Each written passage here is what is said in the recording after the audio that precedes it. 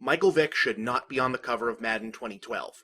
And no, I don't just mean in the sense that there shouldn't even be a Madden 2012, even though there shouldn't be. We don't even know that there's going to be an NFL season in 2012, for one thing, and not to beat a dead horse, but, well, okay, I'm totally about to beat the crap out of this dead horse. How the hell are people still buying yearly sports titles from EA? They're charging you $60 for a roster update. This is not a sequel, it's DLC. How the hell is EA still getting away with this crap? This is why we can't have nice things, damn it.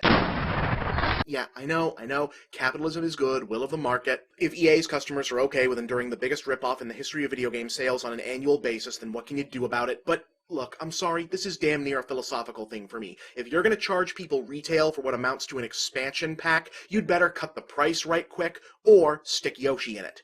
Actually, okay, that would get me to buy Madden 2012. But back on point. Yes, I specifically mean that Michael Vick should be singled out and denied the dubious honor of appearing on the cover of the next Madden game, an honor he is currently still in the running for in an online vote currently underway on ESPN.com.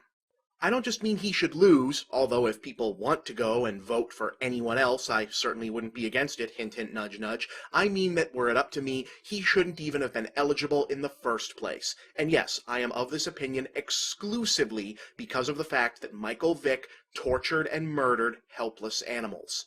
For those not familiar with the case, as I'm aware that I have an international audience who likely don't follow the Madden games or American football in general, Michael Vick is a professional athlete in the National Football League who in 2007 was convicted and jailed for helping run an illegal dogfighting operation. He went to prison, was later reinstated to the league, and is one of multiple athletes currently in the running to appear on the cover of the league's official tie-in video game. And before you bring it up, yes, I am aware that he served his time. I don't care. I'm aware that he's trying to turn his life around. Not good enough. I'm also aware that he had a really good season. I really don't care. And I'm very much aware that some people feel that it's no big deal because it's just a dog. I'm not even going to elaborate how I feel about people who make that particular argument for the good of all involved. Also, just to be clear, this is not me throwing in behind PETA. I don't like PETA. They're incredible hypocrites. They do much more harm for their cause than good, in my opinion. I am not a hardcore animal rights absolutist. I have a hunting and fishing license, I eat meat, I wear leather, and I'm okay with medical animal testing. But there's a line, and the stuff Vic was into absolutely crosses it. I'm not going to put up dogfighting pictures. You can look that stuff up if you need to. But to me, this kind of thing is damn near the worst stuff you can conceivably do short of, I don't know, cloning Hitler or greenlighting another Transformers movie. He can't personally suffer enough for it, as far as I'm concerned. Look, it's not that I don't believe in forgiveness or rehabilitation. I do, on a case-by-case basis. But you know what, folks? We're not talking about some random felony like a drunken bar fight or a minor pot bust. And we're also not talking about Michael Vick the life-saving surgeon, or Michael Vick the brave soldier, Michael Vick the brilliant physicist, or even Michael Vick the visionary artist. We're talking about Michael Vick, the guy who catches and throws a ball pretty good. He ain't really worth cutting a lot of slack to, you know what I mean? Yeah, I like football. I like sports in general. But let's get real. On the sliding scale of humanity, professional athletes are about one notch above, I don't know, internet movie critics.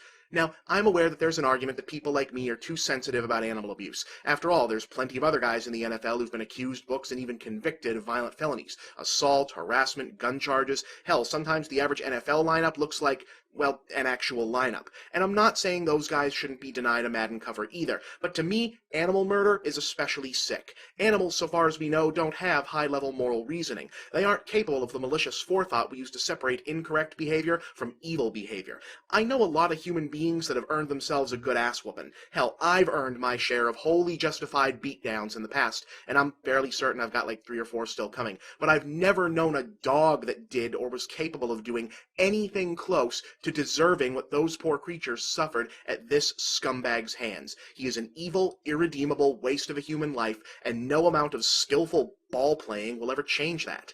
Now, realistically, it's probably too late for EA Sports to take his name out of the running or refuse to place him if he does in fact win the vote. Clearly, that he's gotten this far makes it depressingly clear that Vic has a lot of supporters. And I'm under no illusions that my voice counts for anything, but on the off chance that someone with the decision-making power at EA does watch this, let me say this.